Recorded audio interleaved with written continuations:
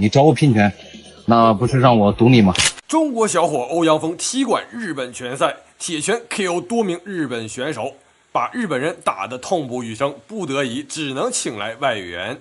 来自荷兰的美丽人狼达里尔·维尔东克是 K1 擂台的重炮终结者，以凶悍猛攻和超50%的 KO 力。达里尔·维尔东克外表温文，一旦登台便化身美丽死神，以灵巧步伐、爆发力和重拳制造意外 KO， 追求速战速决的暴力美学。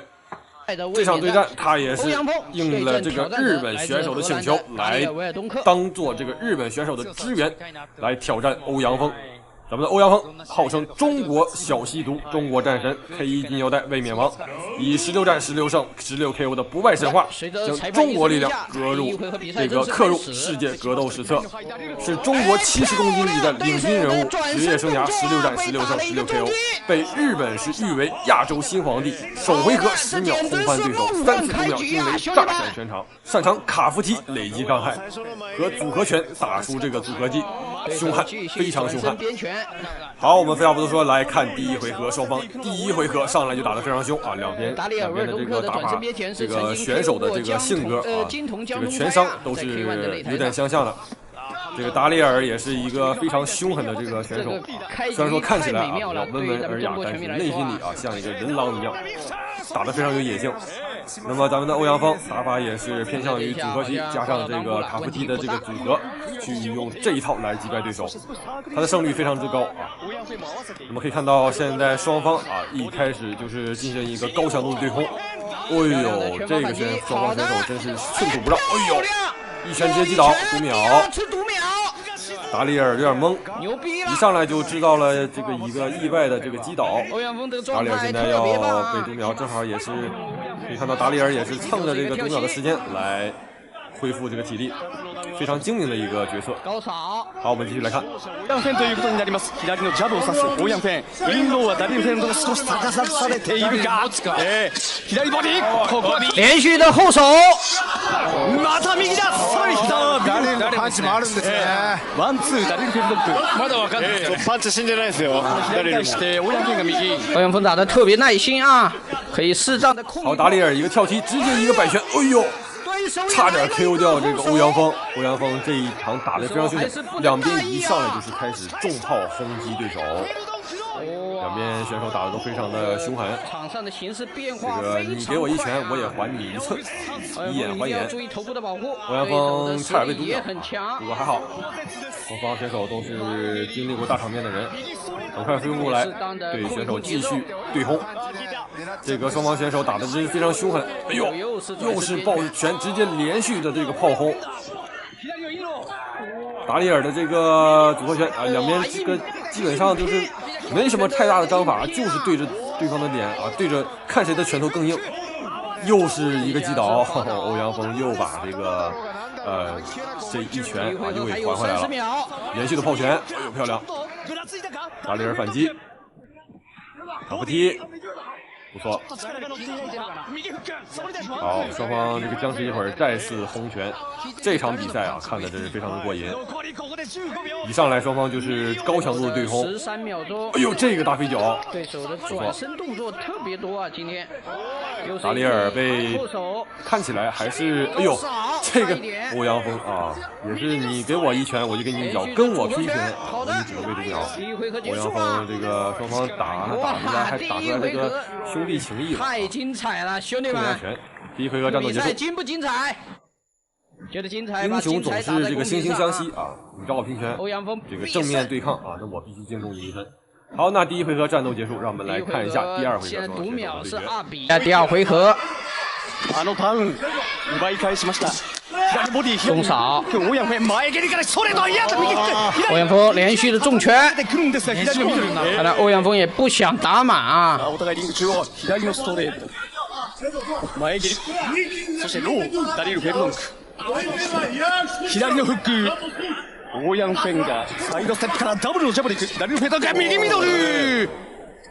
前蹴りから踏み込んでくるのがダリル・フェルドンク。アッパーを見せた左フックを返したダリル・フェルドンク。そして左のはい肩口。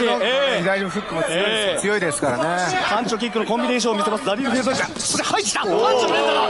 哎呦，要小心啊！左右ウィンワンツーダリル・フェルドンク。对手的这个荷兰 X 进攻的方式啊，确实是变化比较多，连续的低扫。なんか欧陽菲は欧阳锋的近身顶膝，啊，不能箍紧啊。ダリル・フェルドンクが少しバックハンドブロー回転系を見せてますね。ここまでは。好，第二回合又是凶狠的对轰。哎呦，好久没有看到这种飞人的这个高强度对轰了。双方都是毫不吝啬自己的力量，非常凶猛的向对手招呼自己的拳头。我们可以看到欧阳锋这边的出拳非常的迅猛，达里尔这边则是想用这个通过搂抱来压近与这个欧阳锋的距离，同时也是为自己缓一下这个喘息时间。我们可以看到欧阳锋这个拳头是要比这个达里尔更凶猛一点啊，体格上欧阳锋就要占据一个优势。这边达里尔的这个状态有点不太好，适当控节奏，可能也是第一回合被击倒的次数要比欧阳锋多。欧阳锋的这边状态非常不错。控一控是而且节奏也是把握到自己手里。漂亮基辅拳，每次也是看起来啊，每次都是自己想要主动拼拳。我先找你打啊，我就是跟你打；我想跟你打，我就后退。节奏是把握在这个欧阳锋手里。而且欧阳锋的这个卡夫踢加上这个组合拳的这个技巧啊，相当不错。也是把达里尔非常的克制。速度特别快。达里尔这个一要侧踢，但是没什么伤害，漂亮，组合拳接扫踢。膝を入れます。右ボディ。左のインロー。さあこれをじわじわと効かせているのはダリル・フェルドンクの方ですが、ワンツースリー、オーヤンフェン。オーヤンもパンチいいんですけどね、ちょっと盛り返してきましたね、ダリルが。アッパー届かないオーヤンフェン、左右ワンツー。いいオーヤンもいい。ワンツー返すダリル・フェルドンク。そしてインロー上下散らしてくる。なんかフェルドンクってそんな体大きくないけど前に出る力強いですよね。好，又是一回合战斗结束，双方这个还在对轰，打得非常过瘾，给双方打过瘾了。好，这个比赛确实是非常激烈啊！双方这个对轰真的是非常不敢喘气了啊！第二回合非常凶啊！你看这个达里尔长得也是非常接近，非常的这个文雅啊，但是这个打起拳来就看第三回合了。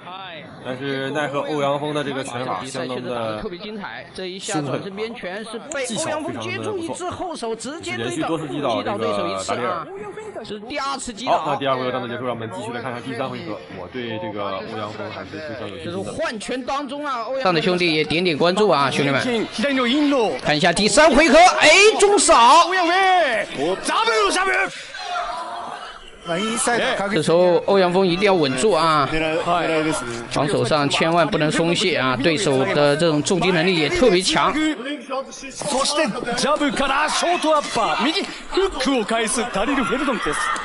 前蹴りはオーヤンフェン、ボディ左のジャブを刺してフェルドンク、お互い至近距離打ち合い上等。双方的硬换后手，好的，哎，这一下自己滑倒了。好，双方还在换拳，双方在这个互换的过程当中还有互有命中，但是感觉这个欧阳锋的命中率要高一些。欧阳锋这边拳法非常的不错，连续的这个组合技，他打的这个组合技非常多。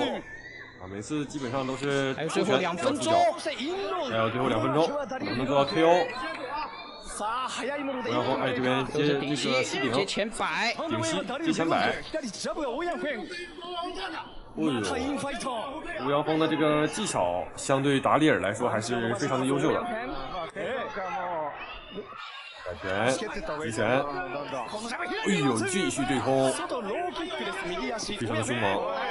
对手的顶膝，还有1分半不到，两人体能的消耗都非常的巨大，非常巨大。小心防守，只要欧阳锋继续防守，猛攻。达里尔的状态不是很好，体力消耗的应该是差不多快要见底了。欧阳锋的体能下滑也非常明显。哎，漂亮！也是摆拳，勾拳，也是对勾拳。哎呦，这个直拳，哎呦！我们看维尔东科，他打得非常放松。这个看起来欧阳锋打的还是比较放松的。其实维尔东科的身体也有点软了。其实看得出来啊，双方的这个身体也都有点软了，已经是体能已经是变得勾拳，好的，哎呀，漂亮！前手摆拳的反击，前手摆拳的反击后手。哎呦，再来！双方近身的这种拼刺刀非常的消耗体力啊。对手的一个跳膝，对手一个跳膝，问题不大。最后的20几秒钟了，最后的20几秒，打出更多的有效进攻啊！这个时候更是要在这个时候更不能泄气啊，要变化是对的，更多的这个进攻，有效进攻，进行一些战术上变化。双方的体能都接近极限，后手，对手还是想来一个转身啊！最终双方是打板3局。好，3回合战斗结束，这是一场非常酣畅淋漓的战斗。双方的这个打法都是非常的这个硬朗。高强度的对轰，好久没有见到这种高强度对轰了。那么，让我们来看一下最后裁判的判决。好，那么让我们恭喜欧阳锋赢得最后比赛的胜利，有效击打数高于这个达里尔。好了，我们下期再见。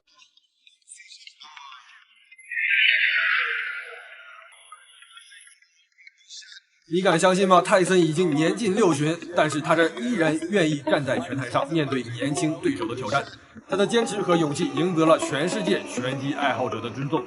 正如泰森自己所说，我不觉得我已经58岁了。当我在健身房里和这些年轻人对抗，我反击他们的时候，你觉得我像58岁吗？这场比赛是一场传奇之战。这场比赛不仅是一场商业上的巨大成功，也是一场专业传奇的对抗。这是一场跨越时代的拳击对决。58岁的拳击传奇迈克泰森将与27岁的保罗拳结合备受瞩目的大会较量。这不仅是拳台上更是传统拳击精神与现代流量经济的一次深度对话。让我们共同期待这场经验与流量的终极对决。随着裁判一声令下，比赛正式开始。第一回合，泰森显然战术主动，就像一位老练的猎人，迅速逼近年轻的保罗，连续的组合拳试探对手反应。我们可以看到泰森出拳精准度依然惊人，他的闪避幅度精确到厘米，这不是简单的计算，而是他前4度击中后大脑生成的自动程序。泰森的肌肉记忆仿佛为他回到了巅峰时期，他的组合拳依然带着恶语摆尾的力道，让整个观众席为之沸腾。而保罗显得有些紧张，面对传奇拳王的压迫，他主要依靠灵活的脚步和自拳进行防守。不过在回合中呢，保罗抓住泰森进攻的间隙，突然一记组合拳击中泰森微微晃动，他迅速调整状态，继续向对手施压。这回合的泰森展现出了惊人的体能和意志力，他似乎在向世界证明，我不需要被特殊对待，我依然可以像当年那样继续战斗。第3回合，比赛开始出现了明显的转折，泰森的体能开始下滑，他的出拳频率和力度都有所减弱，而保罗抓住机会开始加强攻势，他的自拳和连续组合拳连续击中泰森，让这位传奇选手第一次在比赛当中落尾为下风。我们可以看到泰森虽然依然努力，但是他的动作开始变得轻缓，年龄差距在这一刻显得尤为明显。保罗则利用年轻的优势不断变换步伐，寻找击中泰森的最大进步。这一回合，保罗展现出了以往的不同的竞技状态，他的进攻更加果断，防守更加严密。第5回合，保罗彻底掌控了比赛节奏，他的刺拳连续击中泰森，甚至让泰森第一阵生变，用一重拳让泰森显然倒地。这个回合的泰森虽然努力，但是他的出拳速度和力度大无前，而保罗是越战越有，力量都有所提升。比赛进入了一个新的阶段，保罗开始主导比赛，而泰森则依靠经验和努力坚持。保罗突然上步，连续左右摆拳应对泰森，让这位传奇选手再次陷入被动。泰森的每一次坚持都在提醒着我们，真正的拳击精神不在于胜负，而在于他永不言弃的开始。此时，令人惊讶的一幕发生了，保罗突然停止进攻，向泰森鞠躬致意。这一举动赢得了全场观众的掌声，也展现了一个新生代的年轻选手的风度和尊重。毫无疑问，最后泰森还是输掉了比赛，但是他的眼神依然坚定，仿佛在说：“我虽败犹荣，但是我的战斗精神永存。”最后，裁判宣布，保罗以79比73的点数优势获胜，比赛落下帷幕。我们见证的是一场真正的拳击精神的风暴。光臂为飞起来，撒开了。中国小伙将300斤外国壮汉举起5米高，一招罕见飞天抱摔，差点将外国选手直接干骨折，裁判更是当场吓呆。OK， 观众朋友们，迎面向我们走来的是来自于巴西的号称碎炉手的拳王伊塔罗·冈萨尔维斯。可以看到这位选手表情是非常的自信啊，面对观众的互动可以说是不屑一顾。这场比赛前，他更是狂妄宣称要把中国的选手的脑袋直接开瓢，并且他还做出捂鼻子的动作，挑衅中国人，称中国人让他感到恶臭，要赶紧终结中国选手，赢钱回家。不过这一次，我只能说巴西拳王这一次碰到了硬茬子，他的对手是来自于咱们中国的张立鹏。说起张立鹏，想必很多人都感觉有点陌生啊。他是中国综合格斗的中量级最强拳手之一，散打出身的他曾征战过 UFC 的擂台，饱经战斗洗礼后，技术也是变得十分的全面，无论是站立技巧还是地面技巧，都有是出神入化的程度。好，那比赛也是正式开始，我们闲话少叙，一起来看一看双方选手的对决。我们看到伊塔洛这个耳朵呀，我们可以看到这个伊塔洛的地面也是非常强，果然是一上来就想进入地面啊，进入这个巴西拳手伊塔洛最擅长的地面缠斗，一上来就抱这个张立鹏的腿，张立鹏的这边站立技巧也是稍逊于这个伊塔洛，一上来就被直接抱摔，伊塔洛直接跟这个张立鹏进行一个地面啊，要打一个核心。张立鹏这边，哎呦，用脚来锁对面的头吗？哎呦，这是用到了一个非常特别的一个锁技。这个上位的巴西选手伊塔洛啊，身体和张立鹏贴得特别紧，对，所以至少是没有办法。虽然这边伊塔洛占据上位啊，但是他目前这个姿势啊，这个被张立鹏是完全锁住，是没有办法做出太多的这个变化啊，身体体位变化。好，那时间也是太长了啊！在牵制，对，不管谁只要是稍微有漏洞，对方都可以变化。是，大鹏这个动作呀，就是刚刚的这个防守，我们经常会看到，低扫。这边张立鹏要跟这个伊塔洛打一个牵制，哎，又要进地面吗？张立鹏躲闪的非常迅速，哦呦，反身压上，漂亮，哦呦，张立鹏这个反应非常的迅速啊！反身直接压中，不愧是经过这个各种 UFC 啊，之前各种赛事的洗礼的人啊，也是见过很多大场面。这个格斗技巧也是变得相当全面。张立鹏的这个格斗技巧啊，又得到了精进。这张立鹏在上位，看起来要把这个胳膊进行一个改变一个位置，这胳膊被锁住了。也不错啊，对，大鹏要注意手指。好，这边要注意体位。哎呦，这是要干什么？举起来！哦呦，这一下直接砸干对手，漂亮！这300多斤的这个伊塔洛被对面像拎小鸡一样直接拎起来，爆摔在地上。哦呦，这一下伊塔洛有点难受了。张立鹏的这边的力量真的是非常的强大啊，非常的不错。的一套啊，是，其实刚才那个动作已经非常危险了。伊塔洛这一波啊，相当危险。现在，哎呀，双方在互相捶小拳拳哦。现在看起来张立鹏还是要借机啊，去挪动一下自己的位置。哎，手抽出来了，好，又被锁住了。哎呀，毕竟这个手还是要撑在地上啊，核心不能核心不发力。伊塔洛要始终保持能控制住张立鹏的一只手臂。这边张立鹏的一只手臂是始终被这个伊塔洛控制的啊，这样的话。而且腰部在被锁的情况下，伊塔洛目前还是可以撑住的啊，还是可以跟这个张立鹏去耗的。这边张立鹏不知道是不是要故技重施。好，他的手位置腾出来了。这边伊塔洛还是继续用腿部来限制这个张立鹏的这个，哎呦，小心一点，不要被锁住头部。这个如果要是被伊塔洛的这个腿直接锁住头部的话，这个十字固就当场成型了，会掉入对手的陷阱啊！看又来，大鹏非常聪明啊！防守是不错啊，对，是不错。哎，好，这边张立鹏站立砸拳，哦呦，这边直接砸拳，不给对手机会。张立鹏的双手继续被锁住，哎呦，又被锁住了。伊塔洛这边的地面技真的是非常的难缠。张立鹏砸拳，哎呦，再来一个砸拳，哎呦，这一下，哎呦，再来，哎呦，再来，哎呦，伊塔洛这边被打的这个面如猪肝啊。这样耗下去的话，伊塔洛肯定是不行的。哎呦，再来砸拳，对手直接被砸干了。现在双方的体力都已经有点见底了，再来一砸拳，伊塔洛这边看起来劣势是相当大啊，被摁在地上砸。你喜欢地面缠斗啊，那我就砸你啊。好，那第一回合战斗结束。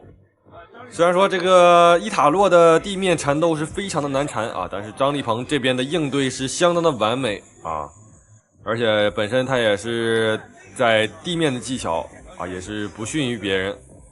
虽然说对面非常善于地面缠斗啊，但是张立鹏还是很完美的啊，把第一回合拿下。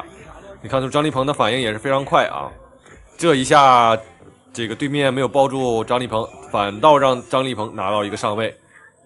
特别是中场的这个抱摔，哎呦，这一摔把伊塔洛摔的真是有点难受啊，可以说是眼冒金星。后期的砸拳更是把这个伊塔洛的脸都给砸成了猪肝色。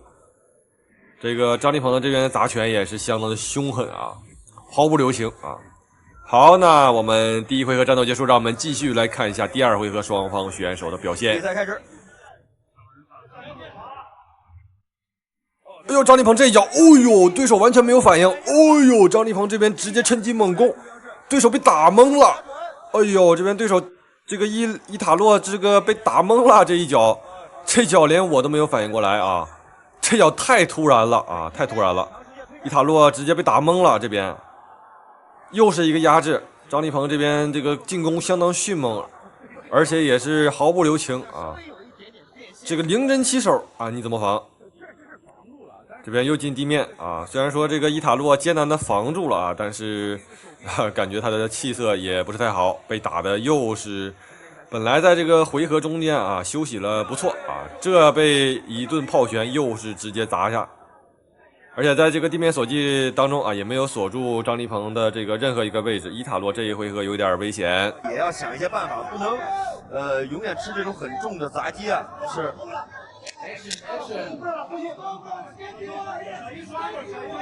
我们看到伊塔洛的头部可能稍微有点出血，是因为肘击的缘故，又是肘击。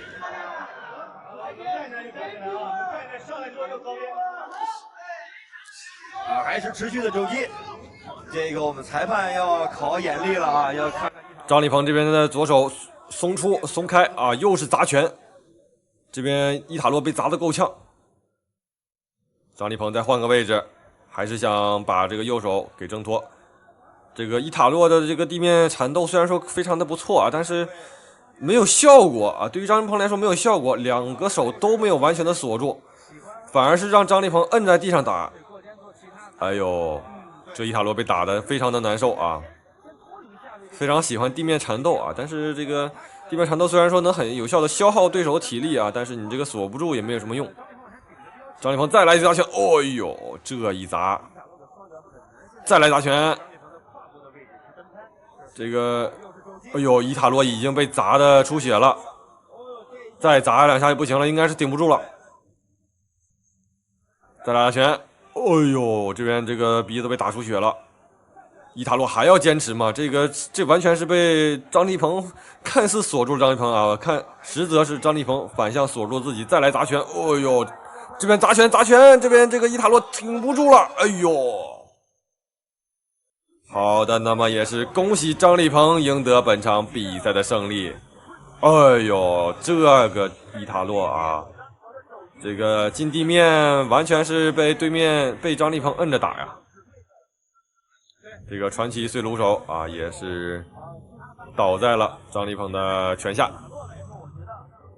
这个连续的地面缠斗也是没有给张立鹏造成任何的伤害啊，反倒是被看似锁住了别人啊，实则锁住了自己。好，那么让我们恭喜张立鹏赢得本场比赛的胜利，非常凶狠啊，非常的不错，非常的这个反应非常的迅速。好的，那么让我们感谢各位收看，我们下期再见。这是什么造型啊？挺别致啊，非常6+7呀。这是拳王帕奎奥第8个级别世界冠军挑战赛，可以说是前无古人后不一定有来者。今天他的对手就是大名鼎鼎的石膏手马加里多。曼尼·帕奎奥是来自于菲律宾的传奇，出生于1978年12月17日，身高1.66米，体展1.70米。帕奎奥的职业生涯堪称辉煌，他是拳击史上唯一一位夺得8个不同级别世界冠军的选手。职业生涯战绩62胜8负2比39次 KO 对手。他对手安东尼奥·马加里多，这位墨西哥选手以坚韧著称，出拳凶狠，绰号蒂华纳旋风。不过马加里多的职业生涯也伴随争议，曾在拳套中发现涂有石膏状物质的非法指关节垫。马加里多的经常体重是165磅，而帕奎托只有144磅，足足比帕奎奥重了20多磅，也是帕奎奥是职业生涯中遇到最高大的对手。无论输赢，帕奎奥都将载入拳击史册。这是一场典型的以小欺大的比赛。虽然马加利托有着身高、臂展、体格的优势，但是他的速度无法与帕奎奥形成抗衡。在几波试探后，帕奎奥并挑起他的机关枪，开始疯狂扫射。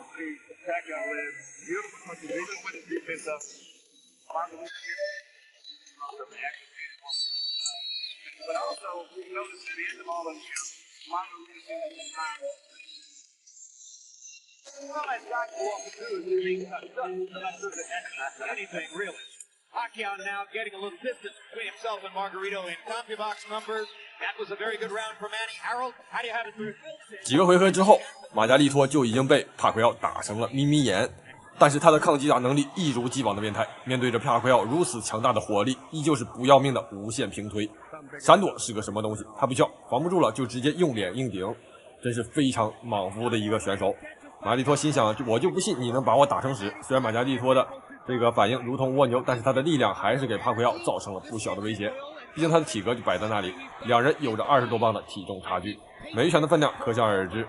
中间的几个回合，马加里托多次将帕奎奥压到围城边，连续打出重击，这也让帕奎奥吃了不少骨头。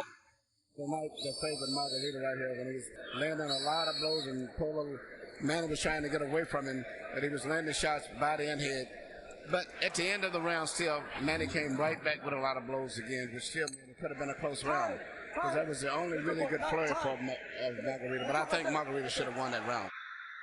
Pacquiao's racking up some astonishing numbers, though.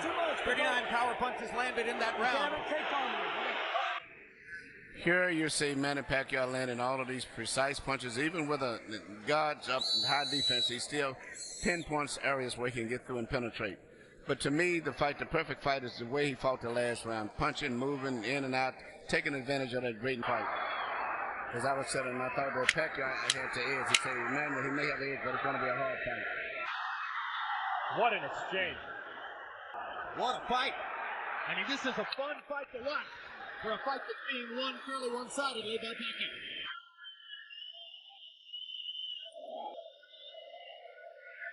Okay. But don't let him go away, Tony. Don't let him. 第8回合过后，马加利托一直处于被动挨削的状态。马加利托的面部无差别死角被整了个遍，但他就像是打不死的超级小强，无论是帕奎奥怎么霍霍，就是不倒，这让帕奎奥都打得有些于心不忍。帕奎奥也是不停望向裁判，打算终结比赛，但是裁判故意选择性失明。帕奎奥为了尊重对手，不得不拼尽全力，狠狠地暴打马加利托。It's the same thing. It's the same thing. Tony. Damn. No, forget about that. You've got to get in close. Let a guy miss, catch him with a punch, let him miss, hit him with a punch again. A lot of guys will let guys miss punches, but they don't take advantage of it the way that he does. If he was back to the ropes and being hit or something, would be different. But at this stage here, he's out being out punched, but the referee has a few more seconds before he decides. He's rearranging Margarito's face, and it may never look the same again. 比赛到了第11回合，还剩1分多钟，帕奎奥再次望向裁判，裁判终于叫停了比赛。马加托利终于熬到了这一刻，不料裁判看了一下他的伤势，却说这还能看得见，继续加油，我相信你是最棒的。此时马加利托其实心中10万只草泥马不知当讲不当讲啊，无奈还是选择了继续。不过接下来帕奎奥还是明显收手。帕奎奥在赛后采访中说道：“拳击不是为了杀人，我不想让他造成永久性的伤害。”最终双方打满12回合，帕奎奥以大比分的优势击败了马加利托，成为了8个级别的世界拳王。而马加利托整个人都不好了，他的眼睛险些被打瞎，赛后更是直接去了医院。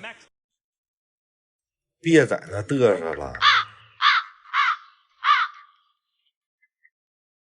中国蒙古壮汉一个眼神就吓得日本拳王不敢动弹，场面实在是十分滑稽搞笑。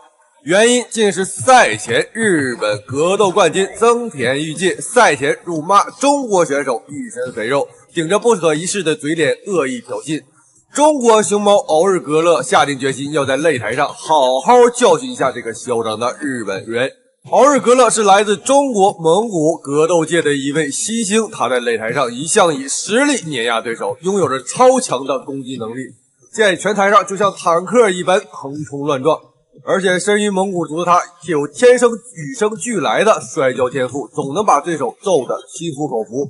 这次日本悍将挑衅中国选手敖日格勒，那算是惹错人了。这场比赛我们就来看看中国功夫熊猫敖日格勒如何暴揍嚣张的日本拳王增田裕介。好的，各位亲爱的观众朋友们，比赛正式开始。这场比赛是增田裕介与中国功夫熊猫敖日格勒的第一场比赛。好的，开场我们可以看到增田裕介在干什么？他正在绕着这个敖日格勒进行一个转圈儿。看起来这个大家可以看到啊，这个敖日格勒离这个增田裕介啊，日本选手的增田裕介体型要大上一整圈啊，实在是非常恐怖。那日本选手这个体格也算是非常强壮啊，200多斤，但是在在敖日格勒面前啊，他就像是一个小玩具，像鸡一样啊。那么这个看起来也是玩起了小心思啊，增田裕介想要通过绕圈这个跟这个敖日格勒啊进行一个体力的消耗，但是很明显敖日格勒并不上当，还站在台中间死亡凝视增田裕介，凝视着他的小把戏啊。敖日格勒一下就被搞得尴尬住了啊，这时候裁判也上台。增田裕介的这个行为啊，没有威胁到这个敖日格勒，反而是让他自己吃了一张黄牌啊，非常尴尬。这个比赛必须你要进攻啊，对吧？你不是来跑马拉松的，你要跑的话，那你还打什么拳赛，对吧？你跟这个敖日格勒玩跑马拉松得了。好的，那么一上台，增田裕介还是进行躲闪，他根本不敢跟这个敖日格勒进行正面对决啊。赛前骂咱们中国选手敖日格勒是个死胖子、死肥猪啊，嚣张至极，挑衅中国人。那到比赛见真章的时候啊，又开始绕着这个咱们中国选手走啊，那小日子的这个嘴脸啊，我们由此可见一斑。By the way, he wants to Arugula to chase him like that. Yeah. 哎呦，这边增田裕介找到一个机会，冲上前去爆准啊，爆中敖日格勒。敖日格勒这巨大的体型岂是他能这个撂倒的？敖日格勒给他准备来一个断头台，哎呦！但是仓促之间，这个断头台可能不是很成功。敖日格勒没有锁住增田裕介，看起来增田裕介的这个空间还是很大，还是能挣脱的。但是这个敖日格勒巨大的体型让这个增田裕介也是很难应付，一时半会儿起不开啊，终于是锁住了这个四角击啊。Base to stand up. Yeah. Masuda almost has that side control. Arugula has to give up the left hand. 好，这边增田裕介找到机会挣脱出来，对着敖日格勒的头就是一顿猛砸。敖日格勒迅速翻身，压在对手身上。哎呦，这个反应非常快啊！小样直接压死，体重压制，兄弟们，这就是体重压制。敖日格勒体重太大了啊！单纯靠体重都能压死这个小日本，这个小日本想跟这个咱们的敖日格勒进地面啊，真是非常的天真。Oh man! On top of Arugula. Maybe you don't want to go to the ground with Arugula. Arugula also, he has a submission win. He knows how to. 奥日格勒这边已经把全身的重量都压在了这个日本选手身上，可以看到日本选手现在着急的正在直蹬腿儿，哎呦，而且脸色已经开始有点发紫了啊！这个重量压在身上实在是受不了。可以看到，哎呦，小日本直接被压惨了，哎呦，这个重量压在我身上，我是直接受不了了，我是直接要断气了啊！但是日本选手还行，还能坚持啊。经过不断调整，那奥日格勒终于成功拿到7成位。哎呦，增田裕介既要接受这个暴风雨般这个拳头的洗礼了，这个7成位。哎呦，奥日格勒抓到机会，直接狂砸。增田裕介这边受不了了，赶紧背对调整姿势。Back, he's rolled over, he's better. Controlling the wrist nicely. Masuda had that one chance, but he couldn't make it up to it. Okay, Yusuke, very experienced veteran. 哦呦，这个体位太美了，这边这个增田裕介也是赶紧躲闪这个奥日格勒的这个拳击方向。奥日格勒则是这个把全身重量都压在这个增田裕介身上，他要调整位置，找到机会去暴击对手的头部。